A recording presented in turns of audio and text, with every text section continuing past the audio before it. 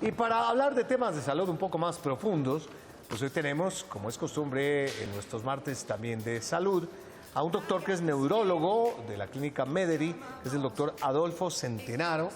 Doctor, bienvenido, ¿cómo le va?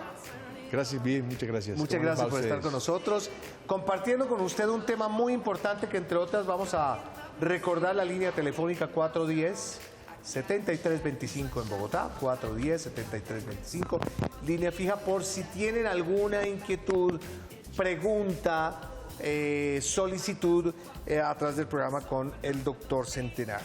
Vamos a hablar de la meningitis, ¿no? ¿Qué es la meningitis, doctor? La meningitis es una infección que ataca las meninges cerebrales,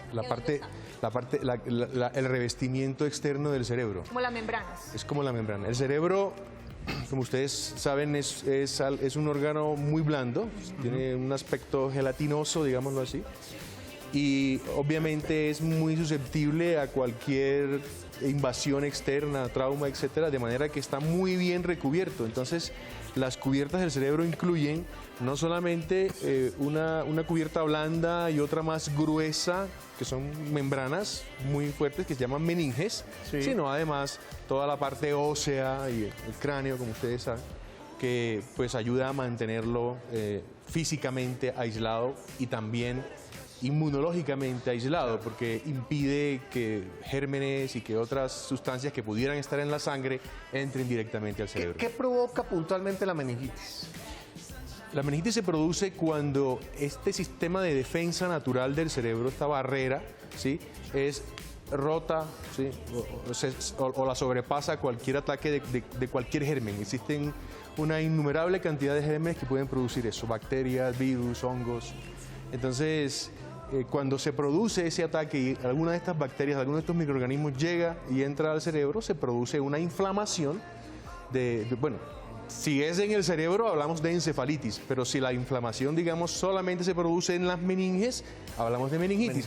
Es difícil a veces hablar de meningitis separado de encefalitis porque muy frecuentemente se ve la inflamación de la meninge afuera y la inflamación del cerebro adentro. Okay. Pero realmente el término meningitis se refiere estrictamente a la inflamación de esa cubierta externa, ¿sí?, y encefalitis a la inflamación del cerebro adentro. Doctor, usted estaba mencionando que puede causarlo algún virus, alguna infección bacteriana. Entonces, una simple gripa o una infección intestinal podría ser un factor. Como te dije, este es un revestimiento que aísla al cerebro, le llaman santuario inmunológico, porque aísla al cerebro de los gérmenes que bien pudieran atacarte a ti en tu cuerpo, en cualquier otra parte, o que pudieran estar en la sangre.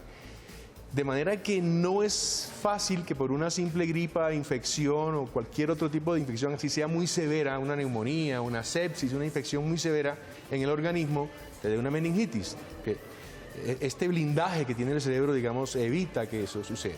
De manera que la mayoría de las veces que se produce una meningitis es porque hay un desbalance, una falla, digámoslo así, en este blindaje inmunológico. Esto ocurre, por ejemplo, cuando la persona tiene algún tipo de disminución de las defensas, en enfermedades, por ejemplo, como el SIDA, o en tratamientos con algunas drogas que pudieran producir una disminución de las defensas, o en estados de baja ingesta, desnutrición, etcétera, que también pueden debilitar las defensas del organismo. Y bueno, y en otras enfermedades que también pueden comprometer el sistema inmunológico para que o sea, realmente una meningitis en una persona totalmente competente, totalmente sana, sin ningún problema, es muy rara, se da, sin embargo se puede dar, incluso en personas completamente sanas, sobre todo las virales, claro, que son las que más ocurren en personas sanas, porque el virus tiene una mayor facilidad para entrar al encéfalo. Por supuesto. Muy bien, doctor, 410-7325 en nuestra línea telefónica, y tenemos algunos testimonios, algunas inquietudes de televidentes que le van a formular algunas preguntas, como la que viene a continuación. ¿Una meningitis puede ocasionar daño cerebral? Bien, como les decía, la meningitis sola, de por sí, si es solamente la inflamación de la meninge afuera, de la cubierta del cerebro, sería extremada. Tendría que ocurrir una complicación muy grave, como convulsiones, un estado de coma o algo que comprometa severamente las funciones vitales del paciente para que se produzca un daño cerebral. Y antes de que pase normalmente eso, no produce un daño cerebral. ¿Cuáles son los primeros síntomas de una meningitis? Pero quería aclarar, si la meningitis llega a producir encefalitis, cosa que ocurre con cierta frecuencia, esa encefalitis sí podría dejar un daño cerebral con mucha mayor probabilidad. Ok. ¿Y los ¿Cómo? primeros síntomas que te estaba preguntando? Los primeros síntomas de la meningitis generalmente son fiebre, dolor de cabeza y alteraciones del comportamiento. Entonces, estas alteraciones del comportamiento pueden ser muy variables. La persona puede de pronto empezar a dormirse, a sentirse un poquito más somnolienta, o puede estar irritable, o puede simplemente cambiar su personalidad, pero esto generalmente asociado a fiebre y dolor de cabeza. Raras veces se presenta sin fiebre y sin dolor de Fiebre y cabeza. dolor de cabeza. Muy bien. Perfecto. Cecilia se llama la televidente que nos está llamando, doctor. Cecilia, ¿qué hay? ¿Cómo le va? Buenos días, doctor. Muchas gracias, Cecilia. Le voy a dejar con el doctor de verdad para que le pregunte sobre la meningitis, Cecilia. Gracias. Adelante. Aló. Sí, le Buenos escucho. días, doctor. Siga, por favor. Sí, habla con Cecilia de Romero. Yo quería hacerle una preguntita, pues yo ya tengo 73 años, pero cuando tuve 5 años me dio meningitis. ¿Es meningitis o meningitis? Meningitis. Me decían mis padres que me había dado eso porque me dio una fiebre muy alta. Entonces yo quería saber si eso era cierto y qué secuelas quedan. Es poco probable que te haya quedado alguna secuela de una meningitis que te dio a los 5 años. Es muy poco probable. Como te dije, generalmente si hay alguna complicación asociada a la meningitis muy grave, podrían quedar secuelas. De lo contrario, las meningitis en la infancia incluso tienen una mayor posibilidad de pasar y no dejar ningún tipo de secuelas. De manera que el hecho de que te haya dado meningitis en el tal vez 98% de los casos no produce ningún tipo de secuelas en la En infancia. otros casos, ¿qué clase de consecuencias puede traer la meningitis? Bueno, si hay complicaciones, como te digo, ya porque haya encefalitis o porque se complique los signos vitales del paciente en algún momento, se pueden presentar complicaciones de toda índole. A nivel cerebral puede el paciente quedar con convulsiones, puede quedar con compromiso cognitivo, o sea, con dificultades para aprender, para razonar, retraso. para la vida social incluso, puede quedar con alteraciones del comportamiento, puede quedar incluso en casos más graves con disminución de fuerza en alguna parte, imposibilidad para mover brazos o piernas, etc. Es decir, estas son complicaciones muy extremas y muy poco frecuentes, pero incluso se puede presentar la muerte por una meningitis. Es algo muy raro, digamos. Pero puede llegar a puede ese llegar a caso. Bien, televidente, también tenemos para usted pregunta, doctor. ¿Todas las meningitis se pueden prevenir con vacunas? No todas, pero afortunadamente hoy en día existen muchas vacunas. Las meningitis más frecuentes, el Haemophilus, el neumococo, el meningococo y otra, que se me escapa ahora, otra sí, tal vez, ahorita existen vacunas, ¿sí?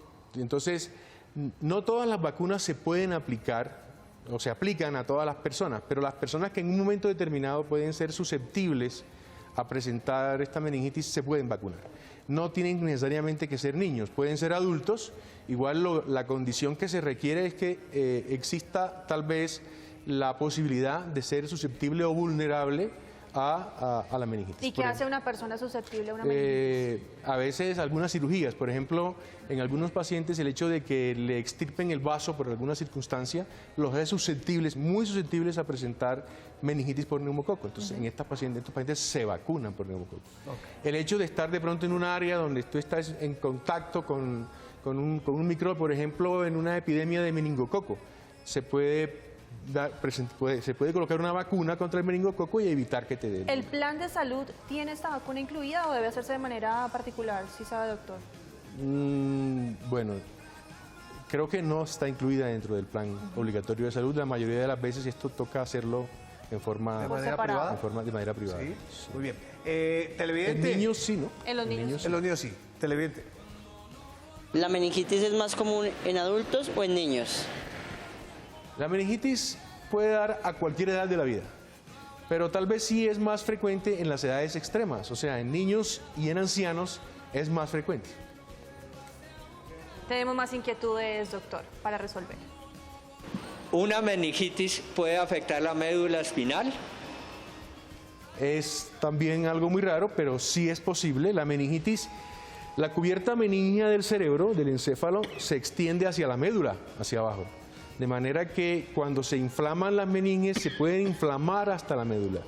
La inflamación de la médula, así como en el cerebro, si pasa al cerebro se puede producir encefalitis. En la médula, si la inflamación se extiende a la médula, se puede producir mielitis, que es la inflamación de la médula. Y la inflamación de la médula se puede ver en algunos casos de meningitis complicada. De hecho, por ejemplo, en la meningitis por TB, por tuberculosis, ¿sí?, que se ve con cierta frecuencia en nuestra población, se ven casos de compromiso medular, ¿sí?, por la extensión de la meningitis tuberculosa hacia la médula. Hay enfermedades que en la juventud hagan que más adelante podamos padecer de meningitis, como por ejemplo el caso de la varicela. Cuando se ha tenido varicela, es muy probable que se pueda tener herpes zóster. Sí, bueno, sí es cierto. O sea, realmente, por ejemplo, bueno, esto no es válido tanto para meningitis, sino para encefalitis. Okay. La encefalitis herpética, que es la infección o inflamación del cerebro por el virus del herpes, se puede dar en pacientes que han tenido en algún momento de su vida varicela y a la vez atraviesan por una susceptibilidad que hace que este virus pueda atacar al cerebro. Entonces, de manera que sí se requiere el antecedente, pero no es el hecho, no quiere decir que si no te da, no te pueda dar. Igual si te da más tarde en la vida, se te puede complicar. Es preferible que te haya dado varicela o que te hayas vacunado con varicela en la infancia. A todos nos ha dado varicela. Sí, o si no te ha dado, pues es preferible que te hayas vacunado, porque la posibilidad de que te dé la encefalitis herpética depende más de la susceptibilidad que el paciente puede estar atravesando y no tanto del hecho, aunque se requiere, está relacionada directamente con el hecho de que te haya dado la varicela antes. No es regla. No es una regla, sí, pero... Una inquietud final, doctor, para usted. Aquí está. ¿La meningitis bacteriana es grave? Gracias. La meningitis bacteriana es una enfermedad grave. De hecho, ¿Sí es grave? Sí es grave. ¿Y esa por qué? La verdad, la única meningitis que uno pudiera considerar que no es grave es la meningitis viral. Okay. Que la mayoría de la viral no herpética, no todas las virales. La meningitis viral es esa inocente que tal vez nos da o le da a las personas con mayor frecuencia. Pero el resto de las meningitis, tanto las virales como herpética u otras virales más raras, pero graves, como cualquier meningitis bacteriana o por hongos, es una enfermedad grave. Sin tratamiento, puede ser generalmente producen la muerte. ¿Y el grado de incapacidad depende también de la intensidad de la meningitis? Si una persona que, digamos, yo no quisiera, le detectan a uno meningitis, la recomendación, doctor, ¿qué es? ¿Reposo? ¿Algún tipo de medicamento en especial? ¿Algún tipo de dieta en particular? No, la meningitis es una enfermedad que requiere generalmente hospitalización. ¿Ah, sí? En el 99% de los casos. ¿Por qué? Porque los antibióticos y las drogas que utilizamos para tratarlas solamente se pueden aplicar en el ámbito hospitalario, intravenosamente. Es más, muchas de las meningitis se complican y requieren no solamente hospitalización, sino unidad de cuidado intensivo. Es decir, si de pronto le da a alguien una meningitis muy leve, tan leve, igual tiene que consultar al hospital, que la vea el neurólogo en el porque hospital, es un tema muy delicado. y se determina que es lo suficientemente leve como para que pueda seguir en casa. Es raro, es menos del 1% de los casos, pero puede suceder, pero la mayoría de los casos se quedan en el hospital hasta que son tratados. Las señales, los síntomas son los mismos en la meningitis viral o en la bacteriana. ¿Igual? Empiezan todos igual, sí. La cefalea, la fiebre, o sea, el dolor de cabeza, la fiebre y las alteraciones. Y como de del pronto un comportamiento. poco de trastorno. Vea, párele bolas, porque muchas veces uno en la casa, no, y al niño o la señora, que se yo, no, que es que tengo dolor de cabeza. No se lo aguanta. Y todo, y no, oiga, que está como con fiebrecita. No, venga, par de acetaminofén, acuéstese, que eso está listo. Sí. Y aparte de eso, entonces la persona se vuelve irritable. Hay que recurrir a los especialistas, al médico. Siempre le digo con mucho cariño, doctor. No al de la droguería, el droguería lo quiere a uno y le ayuda, pero no le ayuda en circunstancias de esta naturaleza. Claro. Mucho menos en estos casos. Mucho menos en estos casos. Doctor Gabriel Centenaro, oriundo de Cincelejo. Cincelejo. Sí, señor. Bonita tierra, ¿no? Sí.